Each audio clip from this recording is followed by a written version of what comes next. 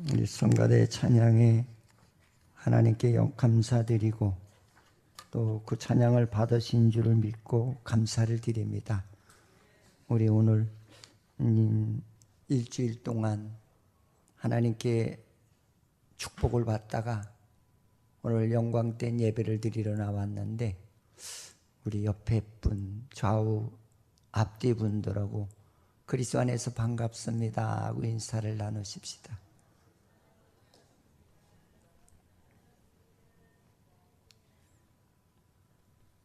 내 아내 남편에게도 더 잘 인사를 더 잘해야 돼요. 이제 그 성도님들이 이제 그 성경을 보시면서 이렇게 좀 이해가 되지 않는 그 내용 중에 하나가 뭐냐면 구약의 역사예요. 근데 구약은 무엇을 이야기하고자 하는 내용이냐면은 신약의 예수 그리스도가 이 땅에 오셔서 우리를 이렇게 구원해 주실 것이다. 그 내용을 역사적으로. 그 다음에는 어떤 특수한 명절을 통해서 또 어떤 때는 환자를 통해서 또 더 나가서 어떤 때는 전쟁을 통해서 이렇게 보여주는 사건이에요. 그래서 구약을 잘 이해하셔야 구원관이 뭐냐? 구원이 뭐냐? 이거를 이해하실 수가 있어요. 이걸 이해하지 못하니까 구약의 유월절이래. 유월절이 뭐야? 그 다음에 또 오순절이래. 오순절이 또 뭐야?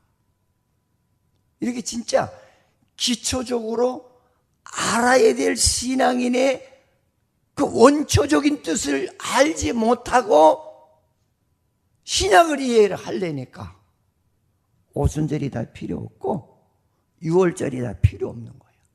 그게 뭐야, 목사님 맨날 유월절이래. 무슨 오늘 오순절 설교를 하신데 이거를 모르기 때문에 신앙 성장이 안 이루어지는 거예요.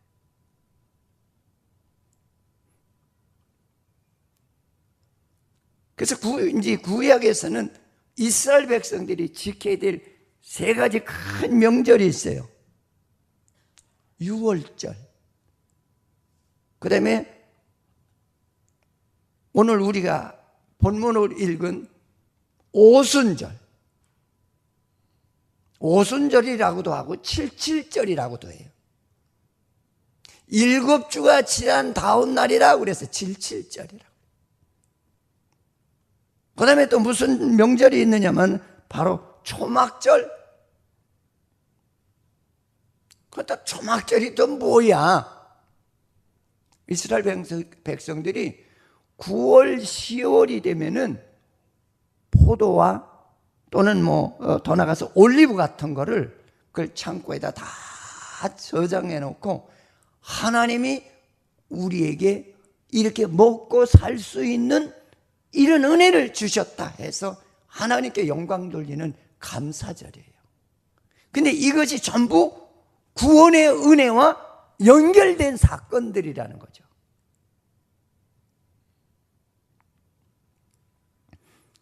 그래서 이제 오늘 본문 속에서는 무엇을 얘기하냐면 그 사도행전 1장에서는 하나님께서 우리에게 세 가지 약속을 하고 있어요.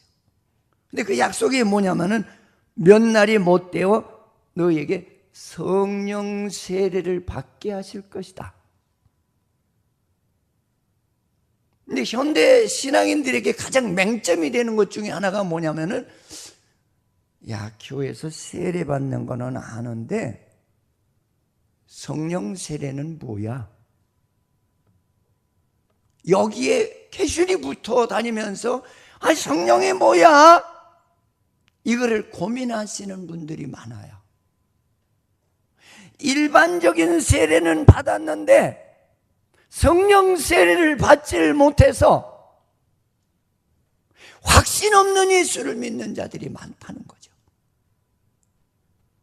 근데 주님께서는 분명히 말씀하시기를 너희들에게 성령 세례를 받지 않고는 주는 그리스도시요 살아계신 하나님의 아들이라고 입으로 시인할 수가 없대요.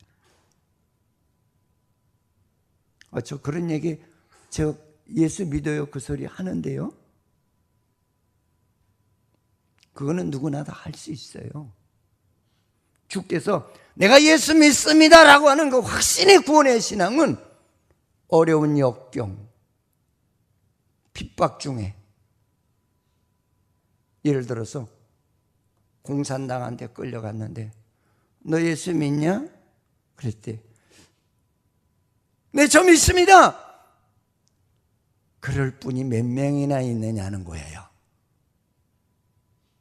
성령 세례를 받게 되면은 하나님께서 나에게 주는 그리스도시요 살아계신 하나님의 아들이시고 나를 구원하신 주님이시고 그분이 온 우주를 주관하시는 하나님이신 것을 믿게 되는 그런 영이라는 거죠.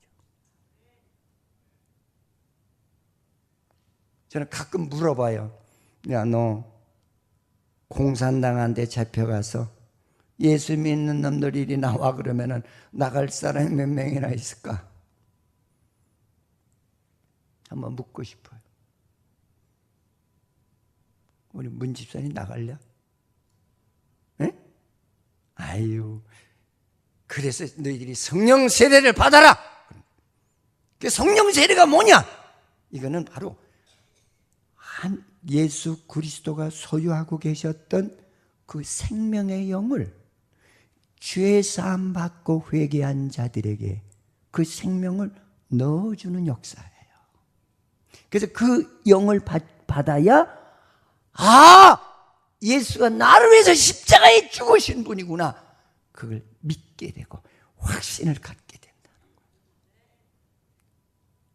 그리고서 죄악 가운데 살아가던 인생이 변화가 일어나는데 과거와 같이 똑같이 거짓말하고 세상 놀러 다닐 때 다 놀고 향락 즐기고 그러던 삶에서 이제 하나님의 은혜의 삶의 세계로 이동해서 살아가는, 과거와 같은 삶을 하지 않는 것, 이것이 구원의 은혜를 받은 생명을 가진 성도라는 거예요. 할렐루야.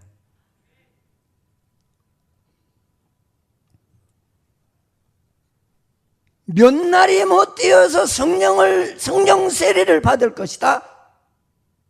두 번째로 무슨 얘기를 하시느냐면 내가 성령을 받게 되면 땅 끝까지 이르러 내 증인이 될 것이다. 이게 다른 말로 표현하면은 너의 삶에 변화가 있을 것이다. 너는 은혜 받기 전에는 세상에 썩어질 것에 목적을 두고 그저 놀러 다니고 세상의 거 다 끌어모아서 잘 먹고 잘 살고 하는 그런 삶이 아니라 이제 주님이 살아계신 주님이시요 구원의 주님이시요 온 우주를 주관하시는 하나님이니 그를 믿어야 구원받는다라고 하는 삶으로 변화가 일어난다는 거예요. 그리고 또 한 가지는 뭐냐면 너희들이 내가 부활해서 세상에 있다가 하늘로 승천한 대로 내가 다시 올 거야. 근데 이 말도 잘 이해를 하셔야 돼요. 너희들이 본 대로 다시 오신다는 거예요. 근데 두 가지는 이루어졌는데 지금 한 가지만 안 이루어졌어요. 주님이 다시 이 땅에 재림하시러 오시는 그거 하나만 지금 안 이루어지고 있는 거예요. 그래서 요새 이단들에게 넘어가는 사람들이 있잖아요. 내가 그리스도야 하는 사람들. 너희들이 주님을 본 그대로 오시겠다고 그랬어요. 아멘? 그 주님은 창자국, 못자국, 멸류관 자국, 가시멸류관 자국, 그대로 우리들에게 와서 보여주시겠다는 거예요. 근데 그들의 말이 좋다고 그냥 홀락홀락 다 넘어가 버려요. 왜 그럴까요? 성경을 정석으로 보지 않았다는 얘기입니다. 응? 그래서 옛날에 우리 그 신천지에 간 친구들한테 내가 그런 얘기를 했어요. 김만희가 예수로 왔다는 거. 그래서 내가 그러면은 김만희의 손에 못자국이 있는가 한번 확인해 봐. 예수님은 그걸 증거로 삼으시거든요. 그래서 부활하시고 난 다음에도 도마가 나는 너희들 말 가지고는 주님이 부활했다는 건 믿을 수가 없어. 의심하는 도마에게 나타나서 도마야, 내 허리에 손을 넣고 창자국을 확인해 보라. 그때 도마가 확인한 후에 무릎 꿇고 주를 더 열심히 믿기 시작한 줄 믿으시기를 축원을 드립니다. 여러분, 이단에 안 넘어가는 방법은 간단해요. 성경을 정석으로 똑바로 봐라. 한국인들의 약점이 뭐냐면 성경을 안 보고 주먹구구식으로, 응? 구절을 통해서 예수를 믿어요.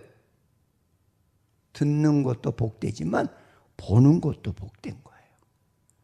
할렐루야. 그래서 성경에 주께서 뭐라고 했어요? 너는 하나님 말씀을 보고 듣고 행하는 자가 복이 있도다 그랬잖아요. 할렐루야.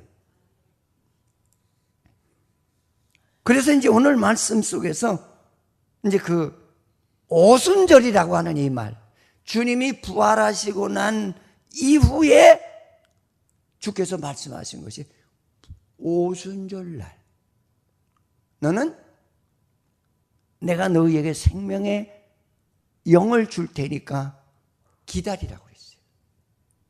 그 내가 지정된 장소에 모이라고 그랬거든요. 근데 그때 많은 무리들이 얼마나 주님을 많이 쫓아다녔어요. 아마 이 수적으로 계산한다면은 진짜 수십만 명이 따라다녔거든요. 근데 그 수십만 명 중에서도 주님을 아는 자가 10이나 더 찍었어요. 그래서 제가 가끔 설교하다가 구경꾼이 되는 신앙이 되지 마시오.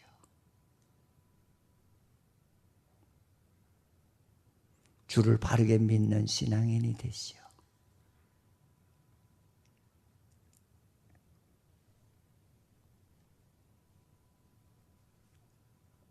오순절은 아까도 얘기했죠. 77절이라고 돼요. 근데 첫 번째가 6월절이고요. 근데 6월절을 잠깐만 설명하고 제가 넘어가도록 하겠어요. 6월절이라는 것은 좀 영적으로 설명한다면 죄악의 세상에 노예로 살고 있는 하나님의 백성들을 해방시키는 날이에요. 그걸 우리는 6월절이라고 해요. 그래서 이스라엘 백성들이 죄를 짓고 나니까 하나님께서 애굽이라는 지금의 이집트라는 그 나라에 430년 동안 종살이를. 그러니까 이집트는 세계 4대 문명 국가 중에 하나예요. 세상에 종노릇을 그런 죄인들이들 하는 거죠. 이해가 가십니까? 지금도 여러분들 세상에 종노릇 하는 사람들이 얼마나 많아요. 세상의 말이라면 얼마나 철저하게 종같이 충성을 잘해요. 이런 죄악의 문화와 세상으로부터 우리를 구원시켜 주시는 그 은혜를 기록한 것이 6월절이에요. 뭐 시간이 제가 여기 촉박하기 때문에 그 이후에 일어나는 사건들은 나중에 시간이 되면 제가 말씀을 드리도록 하지요. 응? 그를 해방시키고 난 후에 바로 이 뭐가 따라오느냐면 오늘 보면 오순절이라는 말이 따라 나와요. 응? 그건 뭐냐면 죄 사함을 받은 자들에게, 그러니까 영적으로 죄악으로부터 해방을 받은 자들아, 이제는 하나님의 생명을 받는 그런 기회를 너에게 주겠다는 것이 오순절이에요. 아멘. 이해가 안 될까 봐 제가 설교하면서도 조마조마해요. 귀한 시간 와서 이렇게 앉았다가 한마디라도 정확하게 알고 가야 될 텐데 그냥 가면 무슨 소용이 있어요. 거기다 또 주무시다가도 가면은 하나 소용이 없잖아요. 응?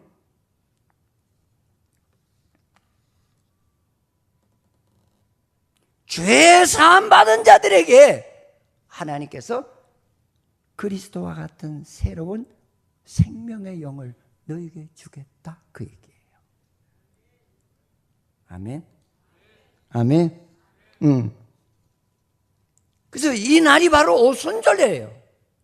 주님이 부활하시고 난 후에, 승천하시고 난 다음에 며칠째 되는 날? 50일째 되는 날. 근데 이거를 구약에서는 뭐라고 얘기하냐면 77절이라고 그래요. 7주가 지나서 하나님의 생명의 영을 너에게 주시는 축복의 날이라 그랬듯이.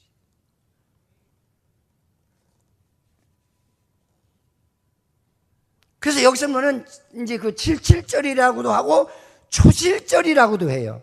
혹은 또 맥주절이라고 해요. 뭐 이렇게 복잡해요, 목사님. 그건 뭐냐면 이스라엘 나라에는 그때가 첫 열매를 수확하는 때예요. 첫 열매. 근데 이게 그냥 지나가는 농사법으로 얘기한 것이 아니라 예수 그리스도가 이 땅에 오셔서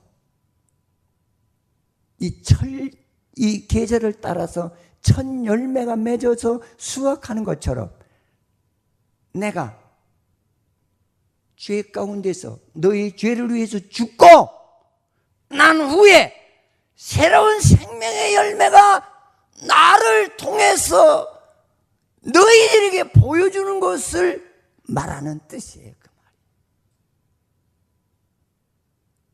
그래서 나는 첫 열매가 되셨다라고 하는 말을 하고 있어요. 다른 말로 표현한다면은 우리들이 죄 사함 받고 구원받는 과정을 우리 주님께서 다 본인 스스로가 너희들이 이런 은혜를 받을 것이다, 이런 은혜를 받고 나면 너희들이 그리스도와 같은 생명이 될 것이다, 그 생명이 되고 난다면은 주와 같이 살아가는 놀라운 삶의 변화가 일어날 것이다, 그것을 조명해 준 거예요.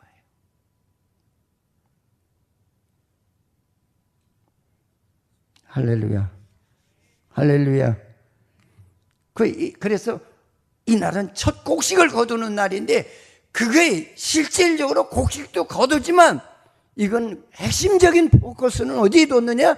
예수 그리스도가 이 땅에 오셔서 죄인이 이제 새 생명을 얻는 그런 열매가 맺는 날로 조명해 주신 거예요. 아멘. 이해가 됐으면 좋겠습니다.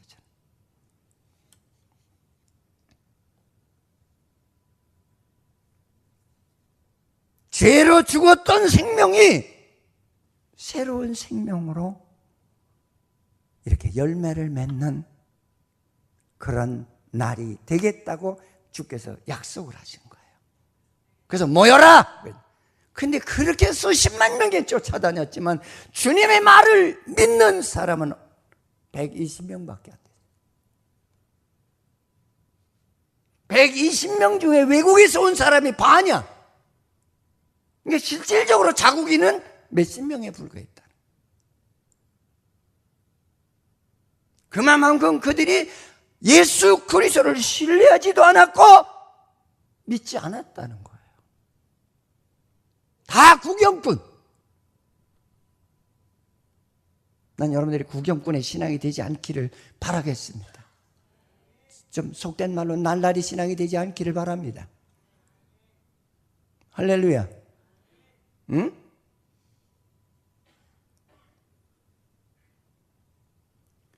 주님의 부활을 믿었던 사람들이 500여 명이나 된다고 했는데도 500명만 다 와도 보세요. 500명이 모였을 거 아니에요? 주님의 부활을 목격한 사람들 중에서도 안 왔다는 거죠. 120명만 왔어요. 120명.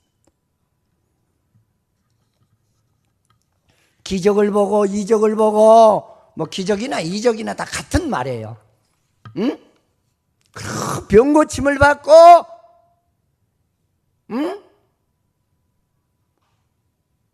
진짜 극한 상황에서 하나님의 은혜로 변화되는 축복을 줬지만 그것은 육신의 치유로만 만족했지 영적으로 영혼이 살아서 움직이는 그런 믿음은 아니었다는 거예요. 지금도 저도 그래. 가끔 목사님 좀 기도해 주세요 그래요. 왜요? 아파서요. 그러면 새벽에 오세요 그래요. 지금 해주세요. 새벽에 오세요. 제가 새벽에 오라는 이유가 있어요. 진짜 당신은 하나님의 능력을 믿고 진짜 주님이 원하는 시간에 진짜 치료받기를 원하느냐. 새벽에 못 나오는 신앙에 아무리 목사가 기도해 준다 해도 무슨 치료가 되겠어요. 성경에는 내 믿음이 너를 구원했다고 그랬어요. 내 안에 근원적인 주가 누군지를 확실히 알아야 치료해 주시겠다는 거죠. 할렐루야. 그러면 되게 새도 부리네. 안 와. 안 와 말지. 응? 그래서 오순절날에 모여라 하는 말을 했고 두 번째로는 오순절날에 모이니까 성령이 역사하는데 성령이 어떤 모습으로 역사했느냐? 지금 이걸 보여주는 거예요. 근데 오늘 본문에서는 뭐라 하냐면 하늘로부터 급하고 강한 바람 같은 소리가 모인 자들의 집에 가득했다 그랬어요. 믿음이 없면서 이게 무슨 소리야 지금. 옛날 얘기 하나. 만화에서 나오는 사건이 아니나. 이건 뭐냐면 하나님의 역사가 동반되는데 육안으로는 안 보이는데 그 힘이 얼마나 강한지 태풍이 몰아치는 것 같이 120명에게 역사하시더라는 거예요. 여러분 태풍이 몰아치면 어때요? 제가 이번에 라오스를 갔는데 그 라오스 가이드가 자기네 형제 중에 목사님이 계시대요. 근데 자기를 만날 때마다 예수 믿으라고. 예수 믿으라고. 예수 믿으라고. 자기는 속된 말로 개코같이 하겠대. 예수가 어디냐. 근데 지난번 태국의 태풍으로 인해서 몇 년 전에 뒤집어졌잖아요. 그때 자기 사무실하고 자기 관광객이 다 죽었다는 겁니다. 진짜 알거지가 된 거예요. 그래서 먹고 살기 위해서 태국에서는 먹고 살 수가 없더래. 그래서 자기가 라오스로 왔대요. 마음을 추스르고.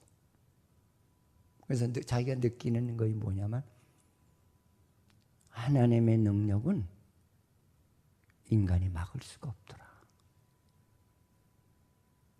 여러분 그걸 아세요? 여러분 성경을 보다 보면은 우주는 다 하나님의 거예요. 바람을 일으키는 것도 하나님이. 아멘? 성경에 기록이 되어 있어요. 인간이 무슨 힘이 세다고요? 안 세요. 약해요, 인간은. 응? 육안으로 보니까 눈에는 안 보이는데 그 하나님의 역사하는 힘이 얼마나 강한지, 그 성령은 뭐냐? 하나님의 영. 얼마나 강한지 태풍이 불어오는 것 같더래. 내 힘으로는 막을 수가 없고 얼마나 다급해지는지 당황했었다는 거예요. 여러분, 하나님의 영이 역사하면은요, 인간이 막을 수가 없어요. 저도 대단히 강한 사람이었거든요. 하나님이 어디 있어? 엄마, 하나님이 어디 있어? 증거를 대. 제가요 27살까지 그러던 사람이에요. 엄마, 하나님이 있다고요? 증거를 대시오. 근데 하나님 믿겠습니다. 저 그러던 사람.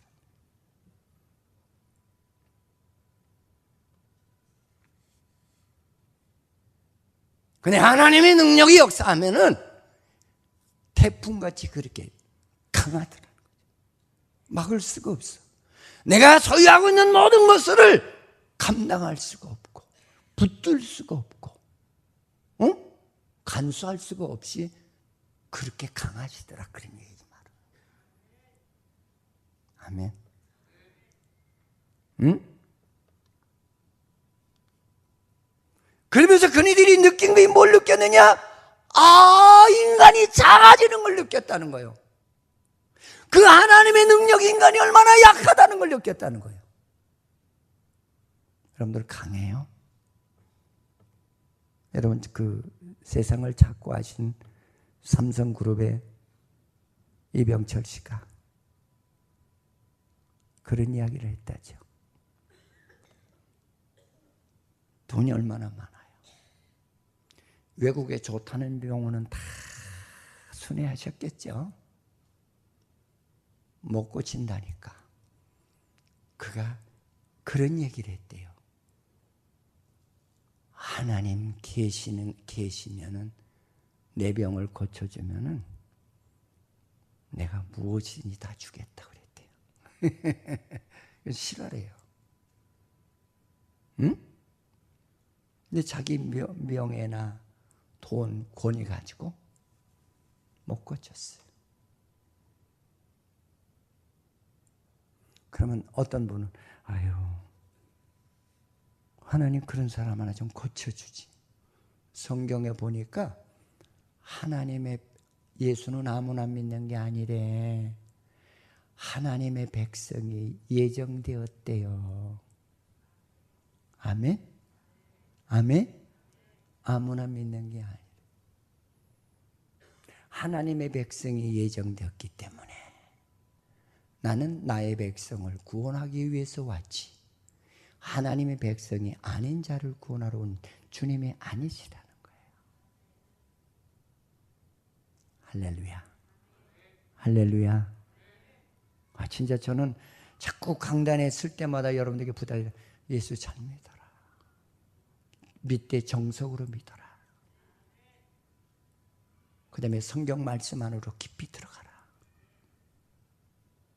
할렐루야.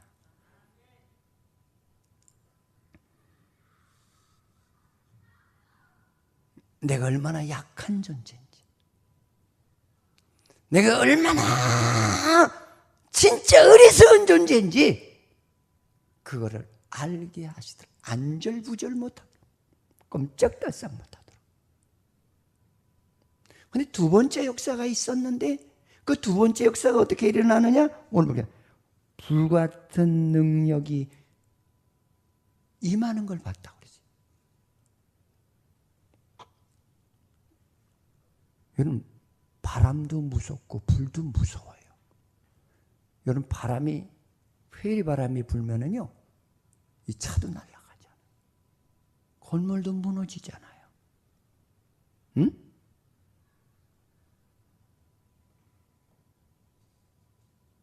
이건 뭐냐면 불같은 능력이란 바로 자기네들의 눈에 보이는데 육안으로는 안 보이는데 자기 마음속으로 보여지더라는 거예요. 근데 불에 혀같이 갈라지는 게 혀같이 갈라진다는 불꽃이 뜨겁게 타오르더라는 거예요. 이거는 불꽃이 뜨겁게 타오르는데 존재할 자가 누가 있겠어요? 불은 어떤 것도 태우는 능력이 있잖아요. 그렇죠? 이 불 가운데 들어 쇠도 녹아요. 응? 안 타는 것이 없잖아요. 그건 뭐냐면 하나님의 능력이 그렇게 불같이 임하는데 내 안에 더럽고 추한 숨겨놓은 꽁꽁 숨겨놔서 어느 누구도 알 자가 없고 어느 누구도 그걸 끌어낼 자가 없는 내 안에 죄악의 이물질들을 태우게 하시더라. 그 얘기야 이 말이에요. 아멘. 그래서 그 불같은 영이 나에게 임하는데 그들이 거기서 숨길 수가 없더라. 감춰놓은 것까지 다 태우는 역사가 일어나더라는 거예요. 저도 그랬으니까. 저는 중학교 때 이렇게 기차 공사하는데 천천히 갈 때, 야, 요거 몇백 원에 아끼자 해가지고 전철을 이렇게 기차를 공짜로 탔거든요. 그걸 잊어버리고 살았어. 근데 진짜 하나님의 성령이 나에게 역사하니까 내 구석구석을 다 들이다 보시는 거예요. 너 인마 중학교 때 너 어디서 그 기차 철로 공사하는데 공짜로 타고 너 노량진까지 가서 노량진에서 저 담치기 했잖아. 그래서 제가 그걸 회개하고 돈을 갚아드리려고 노란 역사에 간 거예요. 가서 몇십 년 됐으니까 야 그래도 한 5만 원이면 되겠지. 역사에 가서 영무원한테 제가요 몇 년도에요 여기까지 차를 공짜로 타고 왔거든요. 내 양심에 내가 찔려서 못 견디겠어요. 이거 받으십시오 딱 주니까 날 이렇게 쳐다보더니 당신 좀 여기 머리가 돈 사람이 아니야 그러더라고. 또 줬어요. 그랬더니 탁 던지더라고. 가져가라고. 또 줬어요. 또 던지더라고. 그래서 나중에 화를 내더라고. 당신 나가지고 장난치는 거야? 그러더라고요.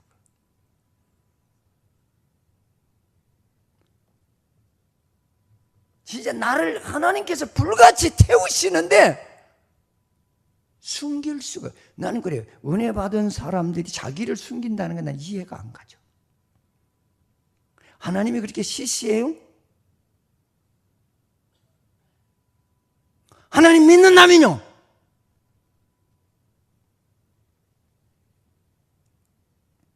저는 다 그때 토했어요. 그리고 내 육신의 삶을 통해서 잘못한 사람이 있으면 찾아갔어요. 무릎 꿇고 죄송합니다. 제가 아무 때 아무 번에 이런 일을 했습니다. 용서해 주십시오. 만나는 사람마다 날 보고 정신 이상자로 보는 게 100%라. 저 정신 이상자 아니거든요.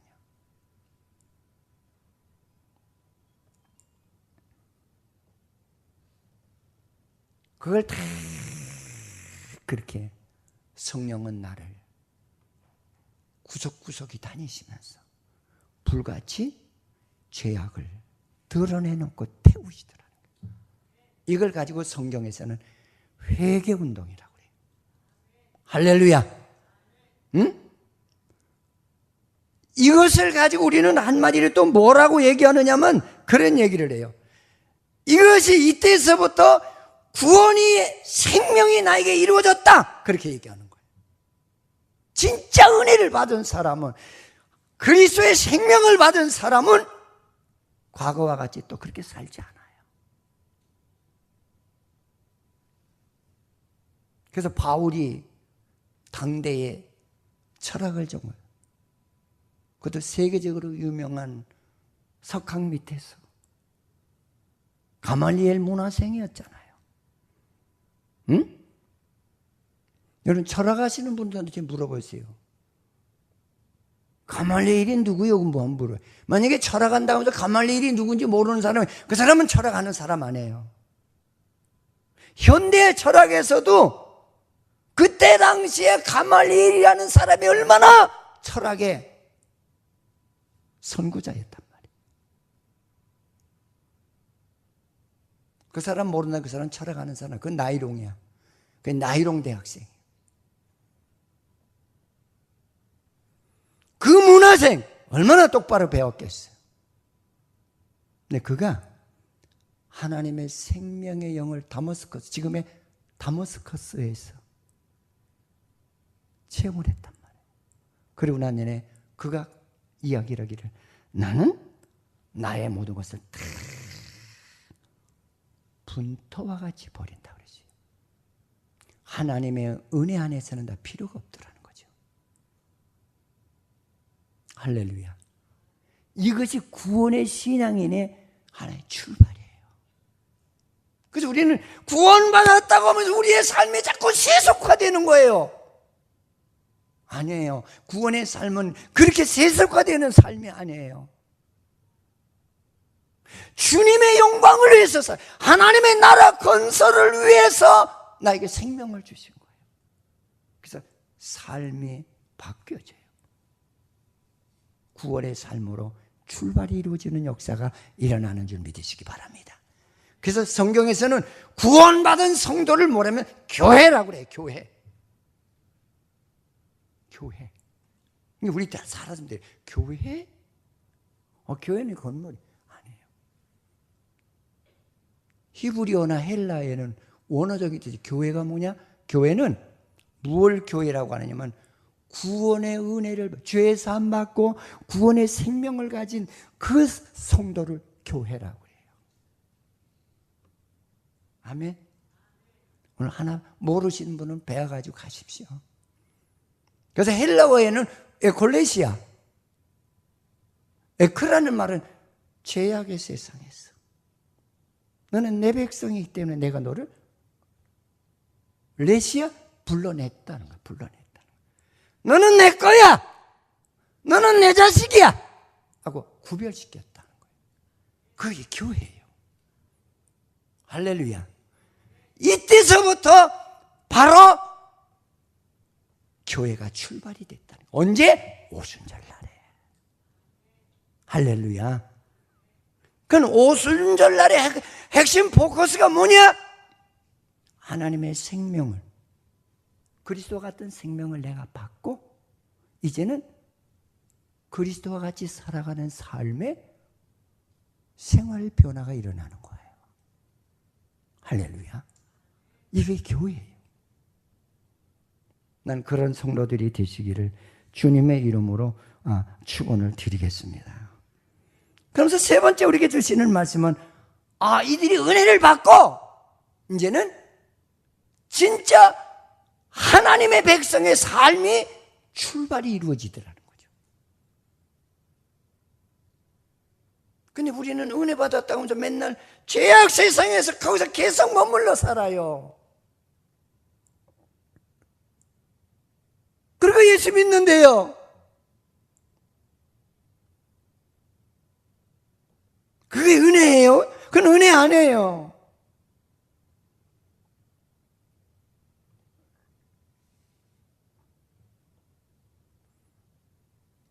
하나님의 그 영이 나에게 임하니까 오순절 나락방에 120명의 성도가 똑같이 일치하는 삶을 하는데, 어떻게 일치했다는 얘기냐? 그들은 바로 하나님의 생명의 영이 내 안에 좌정하시니까 그의 능력과 진리에 따라가지 않고는 견딜 수 없는 그런 권능에 사로잡히게 되더라. 그러니까. 아멘. 아멘. 그렇게 살아가는 거예요. 그래서 우리가 복음성에도 그러잖아요. 이 세상 사람 날 몰라줘도, 이 세상 사람 날 몰라줘도 세상 뒤돌아보지 않겠다. 여러분 멋지게 사십시오. 소망이 없는 것 붙들고 인간 출세했다고 하지 마십시오. 저도 세상에는 땅떼지같이 욕심 많았던 사람. 응?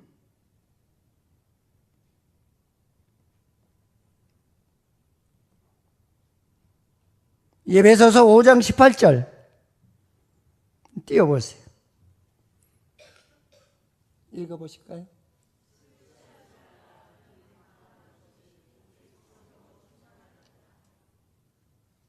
여기서 술 취하지 말라. 이는 뒤에 다 방탕한 거지.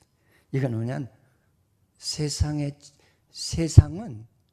술과 같이 인생을 나를 취하게 해서 비칠거리게 한다는 거예요. 아멘. 여러분 세상에 취하면 사람이 비칠거려요. 이런 술 취한 사람이 누구 말 듣습니까? 안 들어요. 걸어가는 모양이 어때요? 분별을 못하죠. 무서운 사람이 없어요.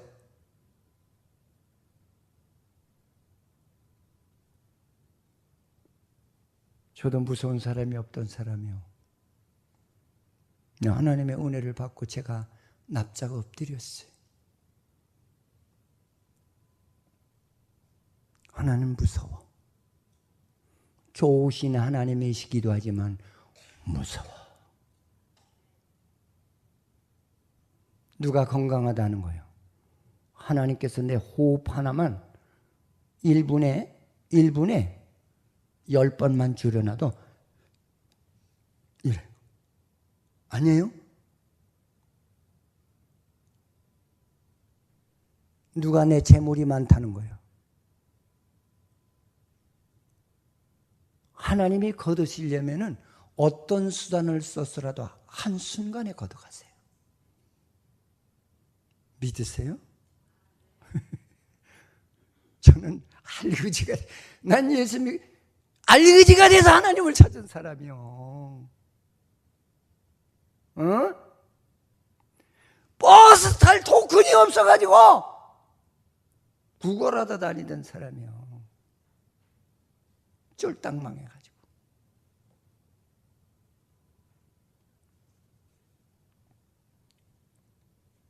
얼마나 울었는지 아세요? 건강? 저는 5번 배를 갈른 사람이요. 5번 죽었다 산 사람이요. 그때마다 하나님은 나에게 약속하셨거든요. 내가 너를 사랑하는 거야. 너 옛 생명이 죽어지기를 바랬어. 넌 네가 강하잖아. 진짜 병원에 들어갈 때마다 여기 안 들어가고 살 수 있는 방법은 없을까? 얼마나 내가 몸부림친 사람인지 모릅니다. 근데 두 번째, 세 번째 똑같은 하나님의 역사가 내가 너를 지킬 거야. 이제부터 넌 주 뜻대로 살아.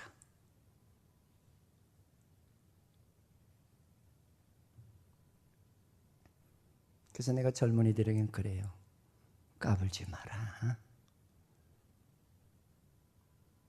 하나님의 은혜 안에 거하라. 헛된 것을 위해서 방황하지 말고. 절망하지 마라. 하나님은 나에게 뜻이 계셔서 질병도 주시고 가난도 주신 거예요. 실패도 주시고. 왜? 그래야 돌아오거든. 이게 인간이야.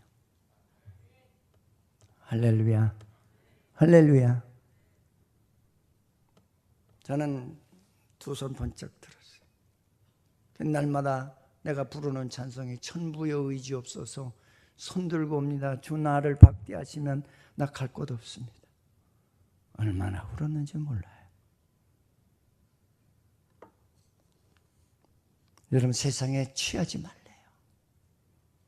너 방탕해진다는 거예요. 오직 성령의 충만을 받으라. 하나님의 영의 생명이 네 안에 충만하기를 원합니다.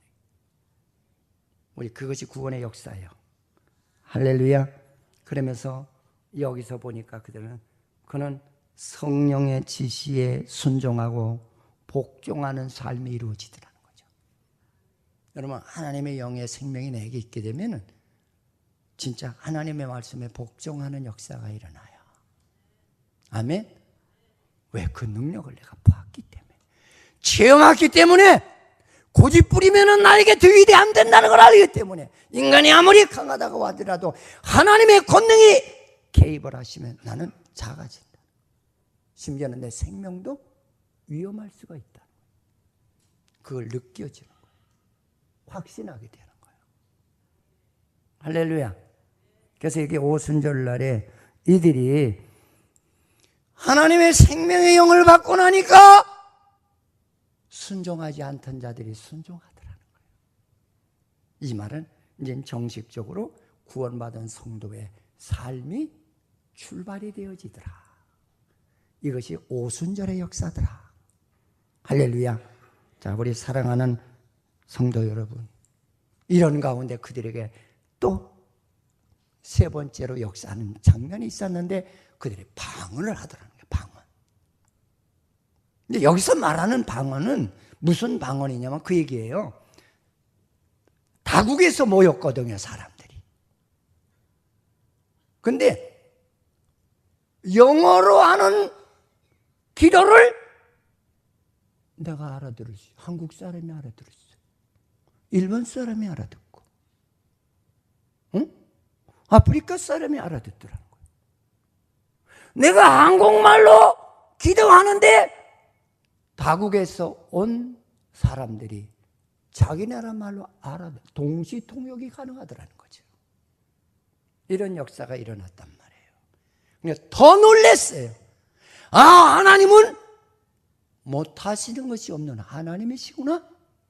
그거를 느꼈다는 거죠. 할렐루야. 그래서 내가 성령이 너에게 임하시면 예루살렘과 유대와 사마리아와 땅 끝까지로 내 증인이 되라. 이건 무슨 얘기예요? 타국인이 와서 거기서 은혜를 받고 각각 자기 나라로 퍼져가서 복음을 전하다 보니까 세계화된 복음의 역사가 전개되기 시작하더라, 그 얘기예요. 할렐루야. 자, 끝을 맺겠습니다. 9절 10절 한번 다시 한번 띄워볼까요? 자, 읽어보십시오.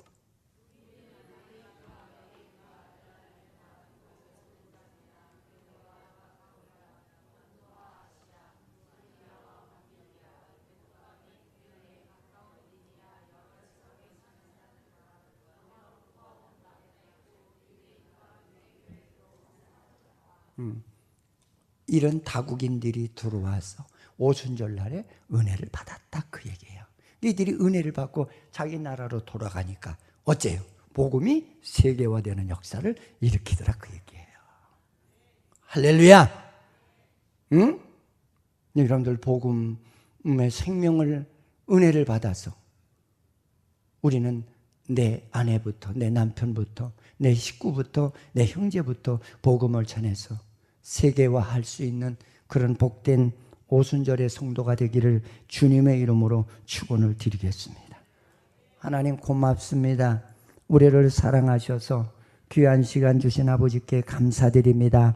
오순절이 뭔지 알게 해주시고 오순절로 인해서 하나님 내가 새로운 하나님의 생명을 받은 날이요, 하나님의 백성이 되는 날이요, 하나님의 백성의 삶을 아버지 하나님이여 진행하는 날이라고 하는 사실을 알게 하여 주셔서 전에 알았던 그런 아버지 하나님 잘못된 인식을 버리고 성경 안으로 들어가서 주가 원하는 그런 복된 신앙인들이 되도록 축복하여 주시옵소서.